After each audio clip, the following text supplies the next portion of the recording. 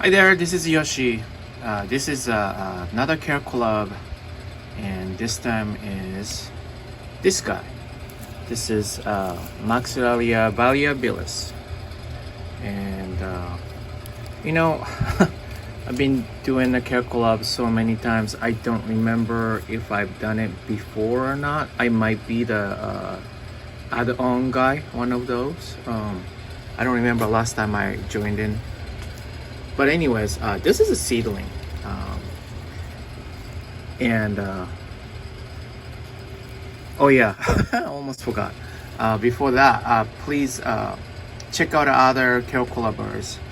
Carecollab is done by many other YouTubers, and you can look, watch, and compare with your situation, condition, and I'm hoping that you could find somebody closer to your condition and use it as a reference, or also information for you if you're thinking about buying one or something like that. So anyways, so that being said, I'm gonna list people who's joining here, okay, as always. But anyways, let's moving on. So this is it. This is a seedling. I had it maybe 2 years, maybe 2 years plus. It was maybe like a 3 or 4 bulb seedling, and yeah, back then I believe was it last year or over last year? I don't know. Nina was telling me it's gonna go double, and oh boy, she was right. Yeah, it's not going making a stem yet, but it's getting there. If you can tell, there's gonna be like more new growth from each bulb, and then it just climbs up. So anyways, mine is mounted and gets a pretty good level of light. This is the ceiling here.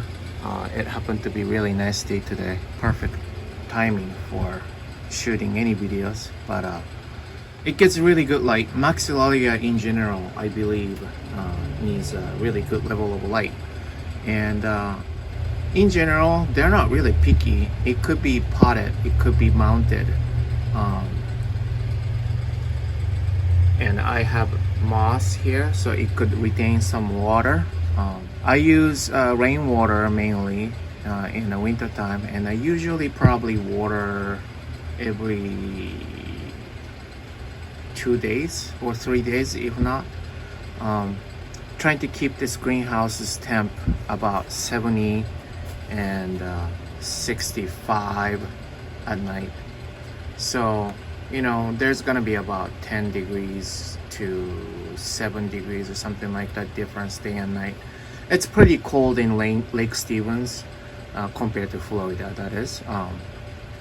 So in the winter time, I usually try to keep them alive rather than, you know, make the difference day and night, or you know, keep the humidity up. Something like that is like a secondary. I try to keep the temperature first to the level where all the orchids are alive in my greenhouse. I have 2 heaters on in my greenhouse, so it stay pretty steady. Outside we get like somewhere from 25, 28 degree to maybe 52, 53 at the warmest. Today seems to be warm because it's, well, warm relative term,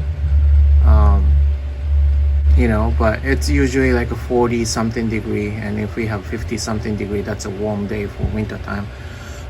So it's not really severe winter like some other guys are experiencing right now in the East Coast. We did have a cold snap though. It went down to 19 or 15 or something like that degree, and that's cold. I mean, super cold for us. But yeah, so that's the temperature, light level, water. I usually just use super low, like about 100 to 150 ppm. Fertilize the water. I just changed my fertilizer to Jack's from a regular store-bought simple orchid fertilizer. So Jack's 2 parts. I'm pretty happy with the results so far.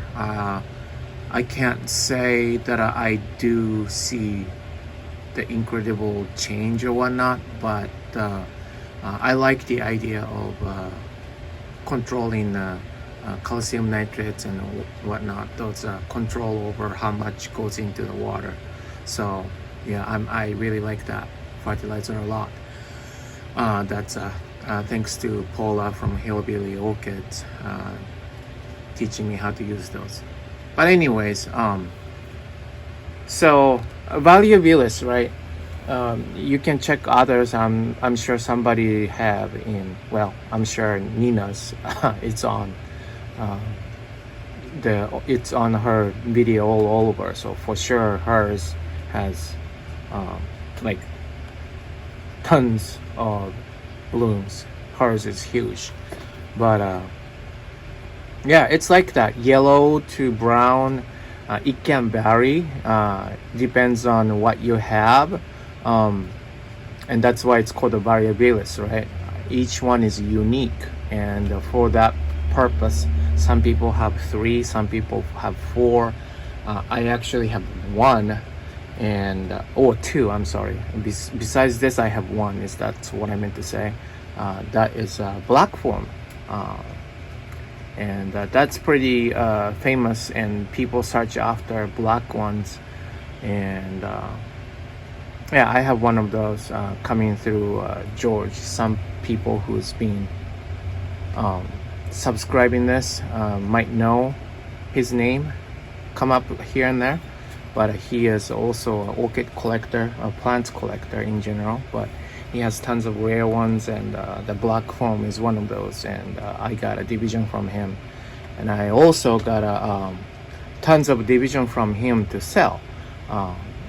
I sell orchids on our website, so he sometimes gives me some materials to sell, and of course he gets some piece of that, but yeah, so that's that. Not much to care for. It's really easy growing as long as you provide a good water, lighting, and you know, don't, I guess, not over water, of course, to rot the roots, but it's easy going, just like a Maxillaria tenuifolia. It's really easy going. I have no fuss on it, and it grows really fast. So let's take a look at the black foam. Start from my personal one. Alright, so this is the black foam, mounted also. It's growing really well. Let's look in close. So those are older parts, so I'm not too worried about that, but the one came from probably, I don't remember if I put 2 pieces and this piece died or not. This is not in a good condition, but this piece though, as you can tell, it's growing and growing, and look at that last bulb here, it's really plump. And this one too, I think it's a 2, and sometimes Maxillarias do this, but 2 growth coming out, going up and up and up, and here it is, and it's really plump and nice.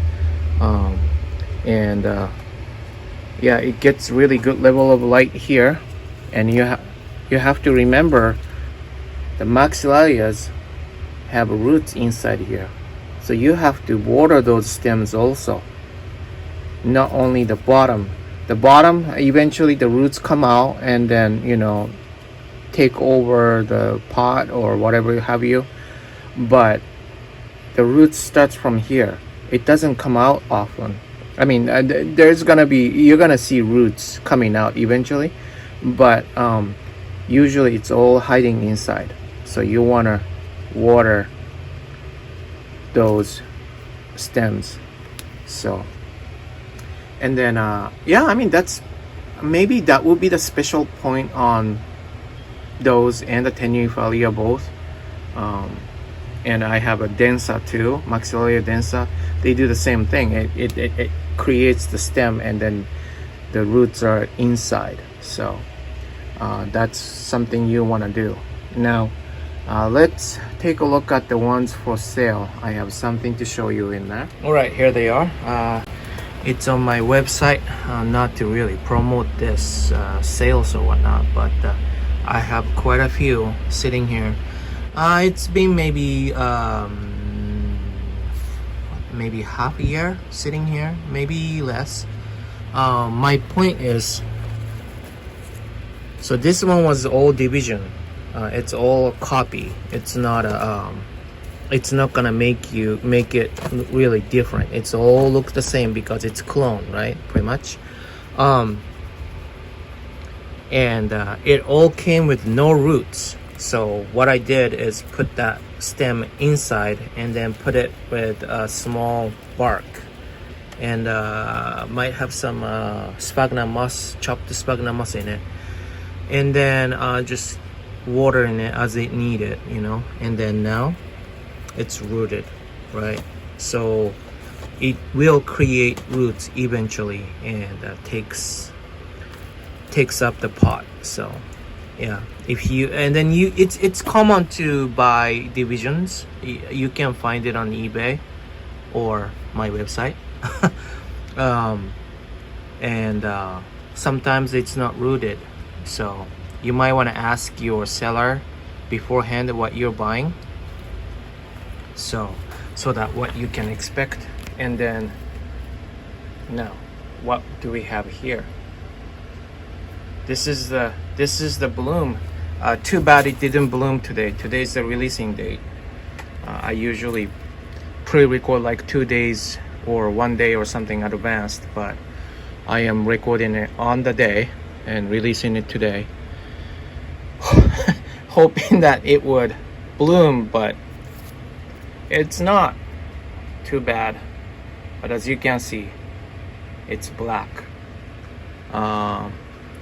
I sold it to a few fellow YouTubers, and I'm sure they're doing well at the other places too. And I think Orchids 365, she has one of those, and I don't know if it's blooming or not. Of all these, this is the only one is about to bloom, but that's a good sign, right? So now talk about this one. This is in a second shelf, so the lighting level is a little less than ones on the mount, and the mount ones are not burnt, so it can't take that much light, and it probably should give it that much light. But even under this second shelf, and then have a little shade here, this is facing east side, so it does get a good level of direct sunlight coming in the morning. Well, that is if there's a sun like today, but usually it doesn't in winter time. But then it's still good enough to bloom, so it doesn't really need a strong light. So yeah.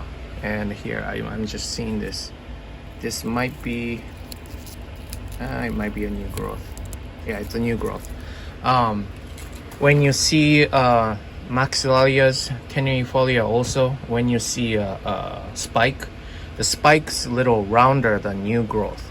So like, for example, this is a new growth.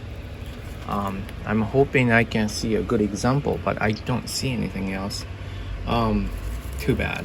But yeah, usually the spike is rounder than new growth, so that's something you can look for. And that's pretty much it. Some variabils can have a really nice caramel-like, a little bit woody side, but caramel-like fragrance. Some of them are not. And it's a clone, so I don't remember if mine had a fragrance or not. But yeah, I'm hoping for the other seedling to have the one with the fragrance. So yeah, don't be surprised to have two opinion on the internet when it says fragrant, but mine is not fragrant. Why? It's because it depends on the each, unless it's clone. So some don't have a fragrance, some do. So yeah, again, that's it. And thank you for watching, and please check out other guys video, and you guys have a good day. Bye.